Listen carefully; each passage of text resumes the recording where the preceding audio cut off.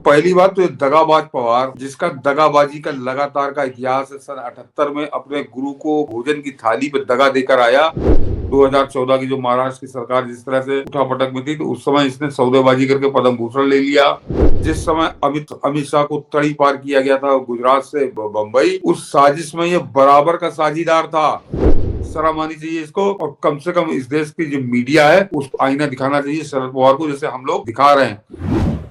Sir, आग तो लगी हुई है शरद पवार को।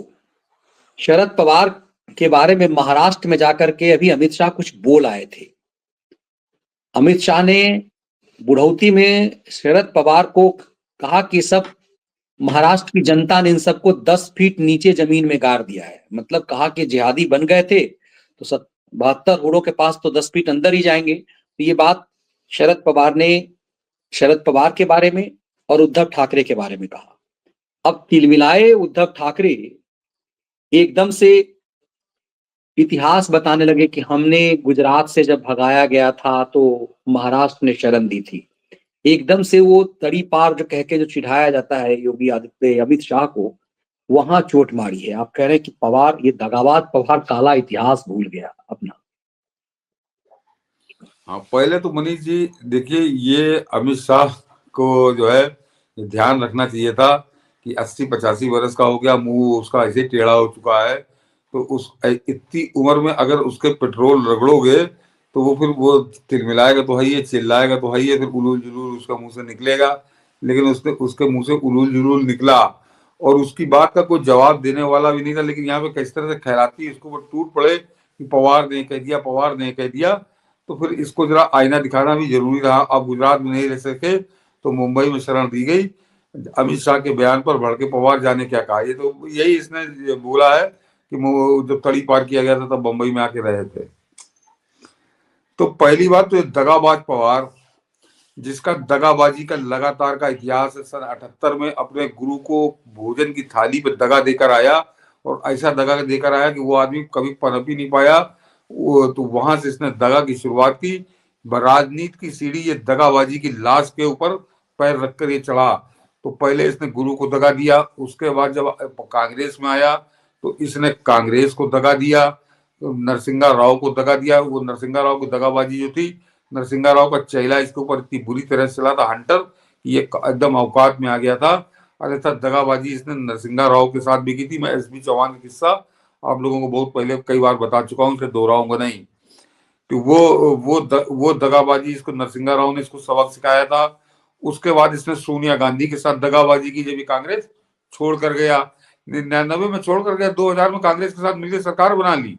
तो इसने फिर महाराष्ट्र की जनता के साथ दगाबाजी की, क्योंकि वहां पर चेहरा लेकर गया कि हमने सोनिया गांधी विदेशी है इसलिए मैंने उसको छोड़ दिया। लेकिन चुनाव जीतने के बाद जनता के साथ दगाबाजी, फिर आ गया सोनिया के चरण दो दो के पीने लगा। तो ये इस आदमी के दगाबाजी करा। और उसके बाद जो इसने सबसे बड़ी दगाबाजी की कि 2014 में प्रधानमंत्री मोदी ने इसको पद्म भूषण दिया, कोई सौदेबाजी के तहत हुआ था बिल्कुल, अब इसमें कोई शंका नहीं है।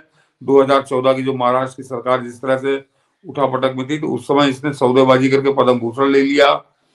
2019 में इसने फिर दगाबाजी की प्रधानमंत्री मोदी के साथ, 2 घंटे बैठक करके गया, सरकार गिरा दी फडणवीस और अजय। तो इस आदमी का 78 से 2024 लगातार दगाबाजी का इसका गजब का इतिहास है। 46 साल हो गए उसको, 46 साल, 46 ईयर्स। तो उस दगाबाजी के इतिहास के साथ ही साथ मनीष जी, ये आदमी अपने आप को समझ क्या रहा है कि नरे जो अमित शाह को इसने बड़ा एक तरह से गरियाया है, कि जो इसने बड़ी दुखती रख पर एक तरह से इसने हाथ रखा है, जो इसको नहीं रखना चाहिए। दुनिया रखती करती, वो जो नाटी आटी है उस स्तर के लोग ये सब काम करते हैं। बड़ा नेता हिंदुस्तान में पहली बार बोला है कोई, और उसमें शरद पवार पहला आदमी है कि इसने अमित शाह को याद दिलाया कि जब तड़ी पार तुम किए गए थे तो हम तुमको बंबई ने ही शरण दी थी। बंबई क्या शरद पवार के बाप की है? बंबई को वो क्या अपने जागीर समझता है क्या, कि वहां पे कोई दूसरा आदमी आके रह नहीं सकता? तो ये एक तो इसकी गलतफहमी इस चुनाव में दूर कर दी, महाराष्ट्र की जनता ने ही दूर कर दी। लेकिन मनीष जी, ये आदमी कितनी नीचता पर उतर आया, इसको जरा गौर करिए कि ये अमित शाह को तड़ी पार कहने की स्थिति कोई लफंगा या मैंने कहा नाटी टाइप का कोई सड़क छाप नेता वो बात करे तो समझ में आती है। जिस समय अमित शाह को तड़ी पार किया गया था गुजरात से बंबई, उस साजिश में ये बराबर का साझीदार था। ये उस यूपीए सरकार का मंत्री था जिस समय अमित शाह को तड़ी पार किया गया था। और वो तड़ी पार क्यों हुआ था जरा वो भी इतिहास बता देता हूं कि सोहराबुद्दीन के एनकाउंटर में अगर अमित शाह को पुलिस ने गिरफ्तार किया था तो मुझे गर्व है इस बात पे, और हर उस आदमी को गर्व होना चाहिए कि वो घोषित एक तरह का आतंकवादी जिसके घर से 28 28 32 32 AK-47 पुलिस ने बरामद की थी, उस सोहराबुद्दीन का एनकाउंटर में कांग्रेस ने अमित शाह को गिरफ्तार किया था। तो सोच लीजिए कि कांग्रेस का हाथ आतंकवादियों के साथ किस तरह से खुलकर हुआ करता था उस दौर में। और उस सोहराबुद्दीन के एनकाउंटर में अमित शाह को गिरफ्तार किया। गिरफ्तार करने वाला सीबीआई का डायरेक्टर अश्विनी कुमार, जिसको तुमने नागालैंड का गवर्नर बनाया, किस तरह से तुमने अमित शाह को गिरफ्तार करवाने की वो एक तरह से सुपारी दी थी। और एक वो जस्टिस आफ्ताब आलम मुसलमान साथ में लगाना जरूरी है कि उस आफ्ताब आलम मुसलमान ने अश्विनी कुमार को आदेश दिया था कि तुम सीबीआई गिरफ्तार करे। तो आफ्ताब आलम मुसलमान के कहने पे अमित शाह को गिरफ्तार किया गया था। और उसके बाद जैसे ही अमित शाह को जमानत मिली, इसने उनके बाहर आते ही उस आफ्ताब आलम मुसलमान ने उनको तड़ी पार कर दिया था कि तुम गुजरात नहीं जाओगे और तुम्हारे सारे केस मुंबई में लड़े जाएंगे। और जब ये सारा फैसला हो रहा था, ये सारे फैसले अदालत सुना रही थी, तो उस समय कौन था, किसकी सरकार थी? यूपीए की सरकार थी। और मैं यूपीए की सरकार क्यों याद दिला रहा हूँ जरा अभी समझ में आ जाएगा कि यूपीए की सरकार थी। और उस यूपीए की सरकार में ये जो हम लोग सतपाल मलिक को कहते हैं, ये भी कम से कम 200-250 किलो का तो हो ही रहा होगा, 200 किलो का, जो शरद पवार है, ये उस सरकार का बड़ा खास मंत्री हुआ करता था, सोनिया गांधी का बड़ा। तो एक तरह से षड्यंत्रकारियों में था ये। तो वो जो षड्यंत्र करके जो पूरा षड्यंत्र अमित शाह के खिलाफ खेला जा रहा था, वो खेल कौन रहा था? तो यही खेल रहा था। तो जो आदमी इतनी नीचता पे उतर कर नंगाई कर रहा था, ये 32 जिसके घर से AK-47 बरामद हुई हो, उसके एनकाउंटर में अमित शाह को तड़ी पार करा रहा था, उनके सारे केस बंबई भिजवा रहा था। और वो आदमी आज तड़ी पार होने का ताना दे रहा है। शरद पवार, शर्म आनी चाहिए इसको। और कम से कम इस देश की जो मीडिया है उस आईना दिखाना चाहिए शरद पवार को, जैसे हम लोग दिखा रहे हैं कि तो इस आदमी का तो मुंह देखने लायक नहीं है कि ये पहले इसने पाप किया और उस पाप को अब ये भुनाने की कोशिश कर रहा है। तो ये असलियत थी जो अमित शाह को इसने ताना दिया था, उसका खुद जिम्मेदार ये आदमी है।